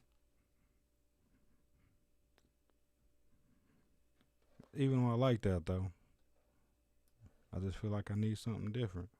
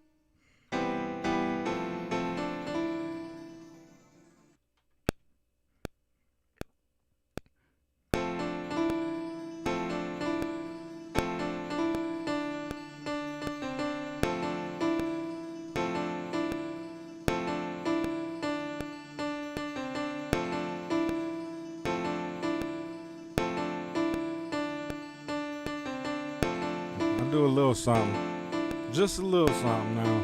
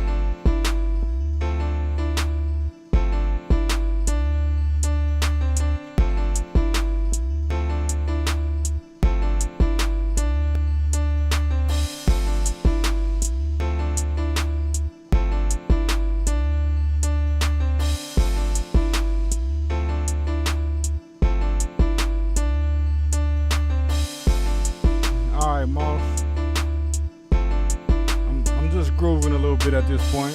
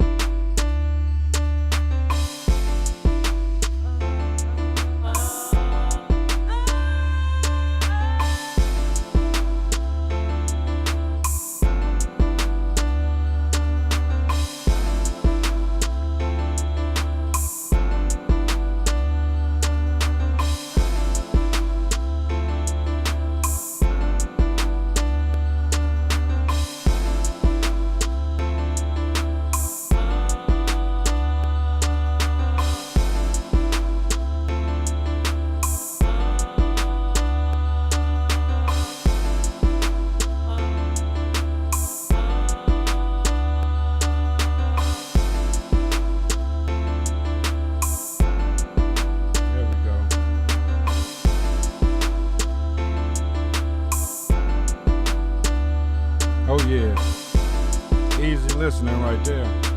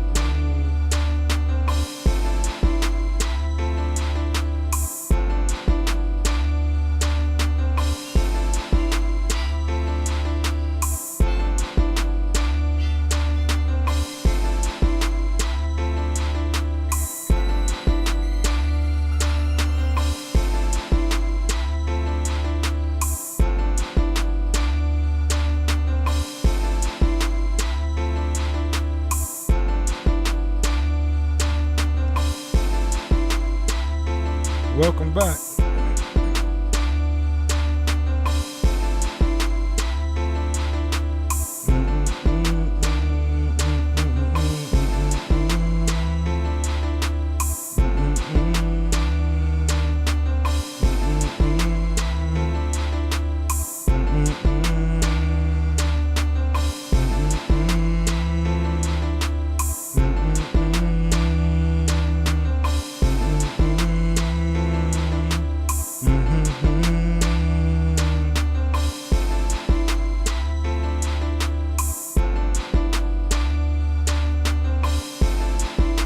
Relaxing right here.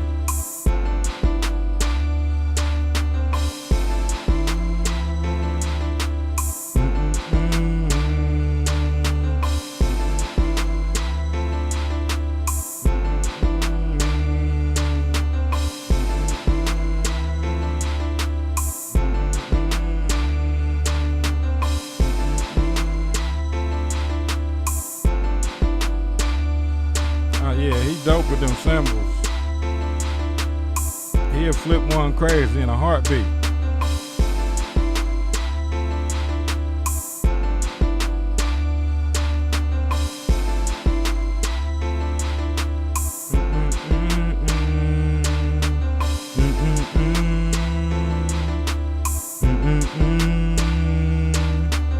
And I don't really think it's too much else I can do to this one.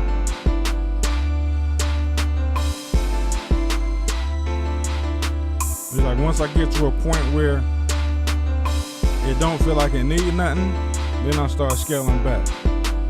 And then I don't really add nothing else to it until I'm building out the full beat. And then maybe I'm doing like the transitions or something, or I do a dropout. And then I might get to a part where maybe I want to build a bridge. Then I go in there and like add another instrument or something like that, just to change it up. You know what I'm saying? Because sometimes you don't want it to be the same all the way through. And I appreciate everybody that's rocking with me too. You know what I'm saying? We've been in here for a minute. Some of y'all been in here the whole time. Hey, it get a little airplay every now and then, but it's kind of dusty though. Damn, I gotta get myself together. Here you go, babe. Here you go. There you go. I gotta show us some love real quick. I gotta show us some love. Gotta show us some love. Actually, let me see. Let me go in here and fire it up real quick. I still don't know. I ain't that good with the machine yet. I'm still learning it. I still got a long way to go too. He said, how do I like the MPCX? Like is not a proper word for it. You know what I'm saying? It's more like love. And I don't mean like the love on the surface. This is like that deep agape love. You know what I'm saying? The MPCX. I love the MPCX like how you supposed to love a wife. You know what I'm saying? I love the MPCX like how you love your kids. That's the kind of love I got for the MPCX. To answer your question, hopefully I gave you a proper answer right there. You know what I'm saying? All right, so let me move this charger out the way. We got the machine fired up right now. yeah, that Barry White look. Come on, baby. I can't get my voice that damn deep. Hey, if I got a cold though, or a sore throat, man, Barry White, I give him a run for his money. If I got a sore throat or a cold. But on a normal day, nah. All right, let me see. I gotta do that every now and then. Sometimes if you got to, because I don't be turning the machine off all the time. Sometimes you got to restart it for it to connect to the software. Yeah, there we go. Now we in there. It's already on groups.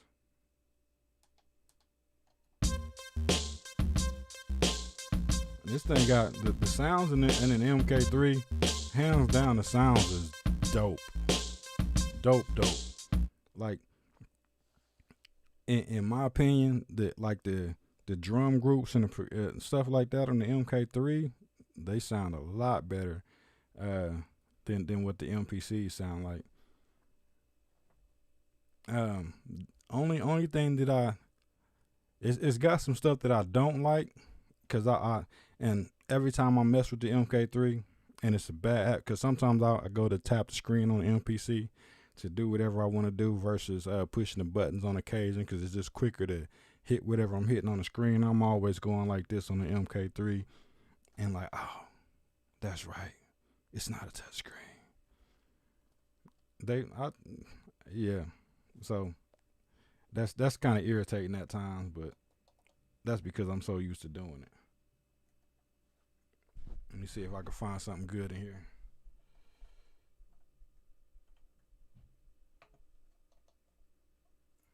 This I just put it on the midnight sunset expansion. I just did a little preview video of that a couple days ago, or it's been about a couple weeks now actually.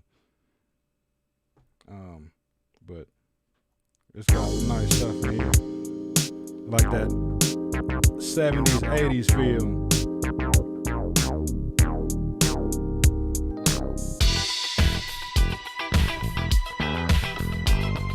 Another one bites the dust. That's what that remind me of, you know what I'm saying?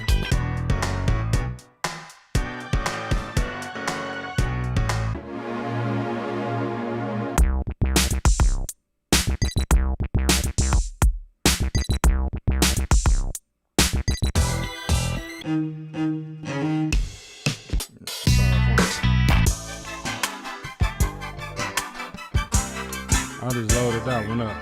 This sounds crazy. By the way, I do got it on the screen also. If I can push the right button, because I don't got to memorize. I don't do it all the time, even though you're still looking at the MPCXs. The pad sensitivity on the MK3 is a whole lot different than the MPC also. Like, if I touch the MPC like that, it's a lot louder. I ain't got it on the drum program. We can put it on the drum program. I'm hitting the pad with the same, so it's a whole lot softer. And I was just barely tapping the pad. I got it. You gotta hit it for real. You hit it, you know what I'm saying? So the pad sensitivity is way different.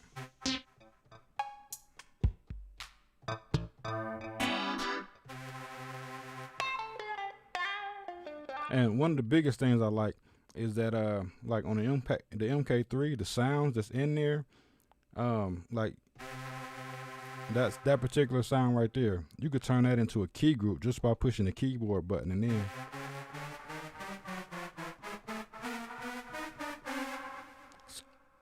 similar to 16 levels, but like it's just way quicker to do it with that one little button.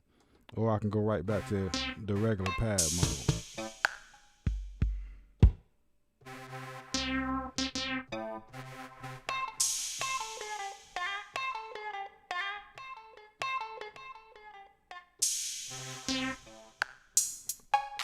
I can get lost on this thing for real, I still, like I said, I got so much to learn on the MK3.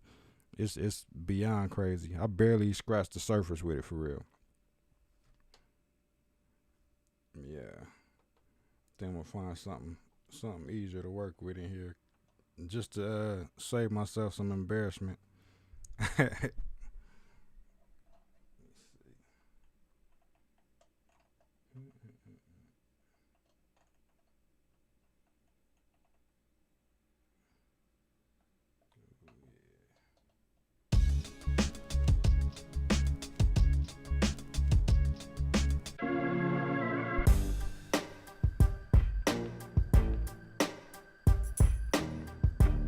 That's that hip hop right there.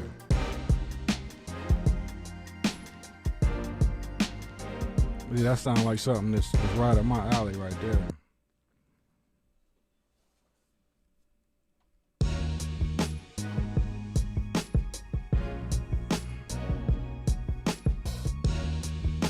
fire right here too.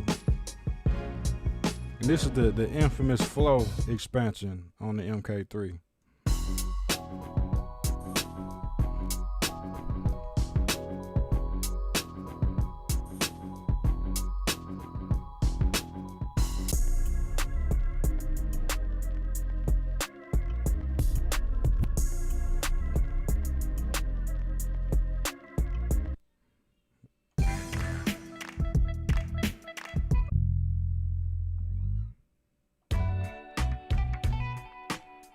A lot of these are crazy too.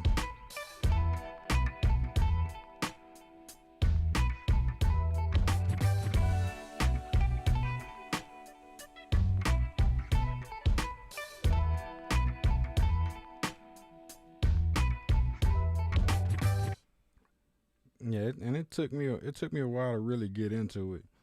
I had to for real like read the manual just to learn some of the stuff that I learned on how to do in the MK3. And I still barely know how to put like effects and all of that stuff in there.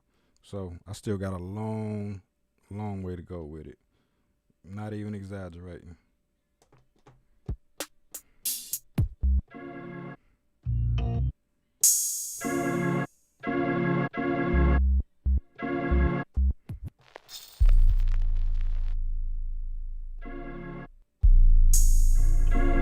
Yep, I forgot to switch it anyway, so I loaded up a couple that I didn't even load up.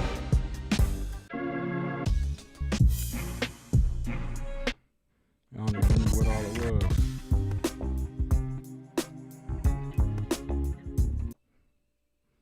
I be forgetting. Cause you gotta switch groups to load up stuff on the MK3. Unlike the MPC, you can just go through and load up, boom, boom, boom, boom, boom, and they'll all be there. But if you don't do that, if you don't switch on the MK3, it'll load it over top of what it already loaded.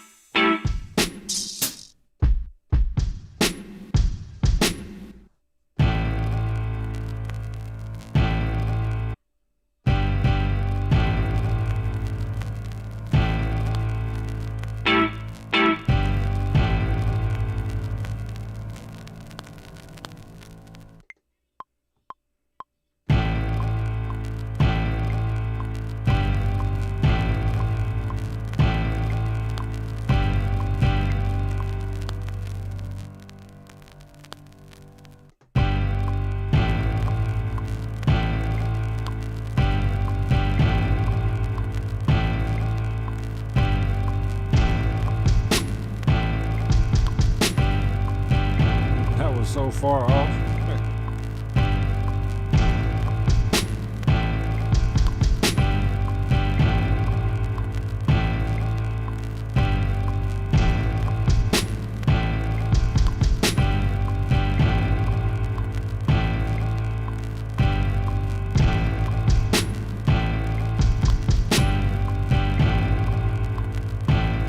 Yeah, this is already gonna turn out bad.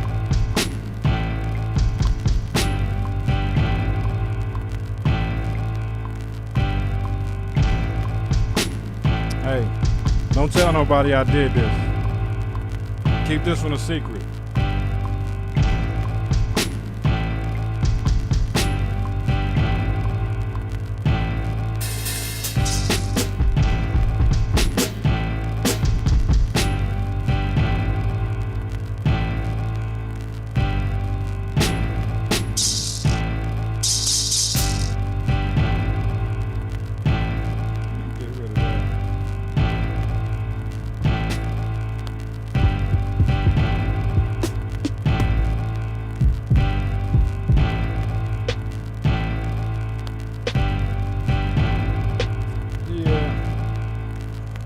I gotta stop that before I drive myself crazy.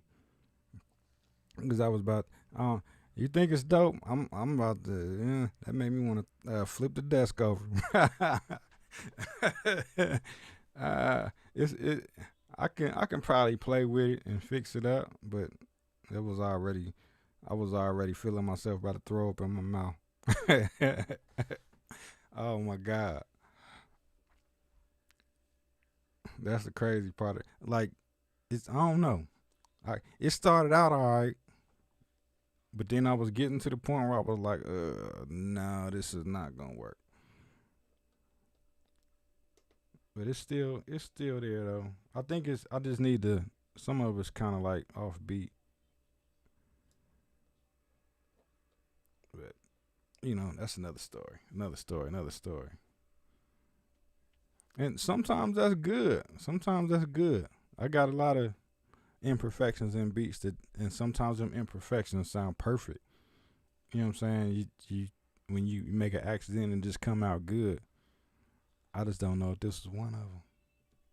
For me anyway. But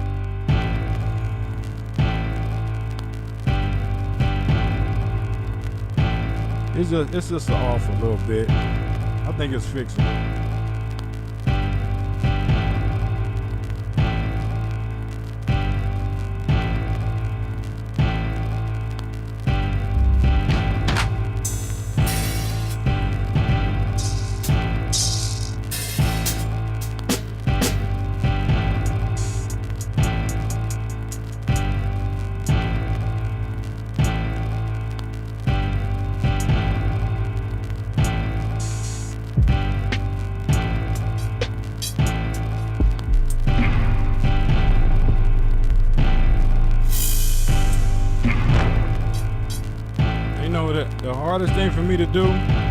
The hardest thing for me to do when coming up with my beats is usually the bass line. I struggle with bass lines a lot. And I find that it's like bass lines, regular bass lines, 808s. Most of the time I use like real simple bass line. But like sometimes if I'm trying to use something that's a little more complicated, it take me a while though, because I tend to struggle with bass lines. Unless it's something easy like a chord progression where I can just pull like the bottom note of the chord, duplicate it, copy it down, and then use that as the bass. That's pretty simple, but that's probably the hardest thing that I face when making beats is the bass line. Everything else, I can pretty much deal with all of that, work my way around it, but when it comes to the bass lines, I tend to struggle. You know what I'm saying? I got a lot to learn with bass lines, I guess. And don't nobody know everything. Nobody knows everything. Everybody is learning.